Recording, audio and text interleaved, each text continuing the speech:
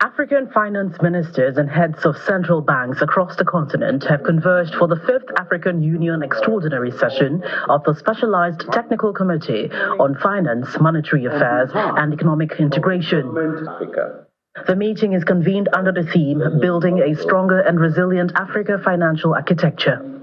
One issue that came to focus during the meeting is Africa's debt profile.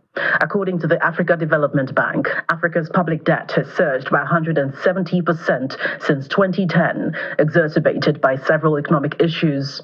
Figures from the bank state that this year alone, Africa is expected to spend $74 billion on debt refinancing, with annual cost projected at $10 billion from 2025 onwards. The bank adds that Africa pays 500% more in interest costs when borrowing from international capital markets compared to borrowing from multilateral development banks like the AFDB. The figure reveals the paradox of the debt and development financing on the continent, and Nigeria's finance minister, who is represented by the director in charge of special projects at the Federal Ministry of Finance, calls for collective action to tackle the issue. Status of implementation of sustainable financing of the African Union underscores the importance of Africa working collectively in a more coordinated manner in shaping up our economies in such a way that we will not be dependent on aid from international partners.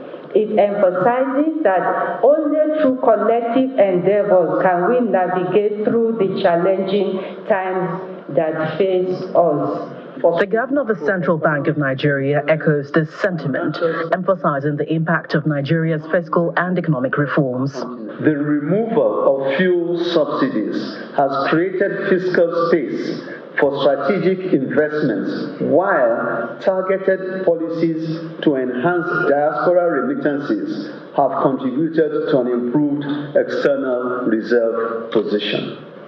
Over the next couple of days, the delegates are expected to deliberate on these pressing issues, and the resolutions adopted at the session are expected to set a transformative agenda for Africa's economic future.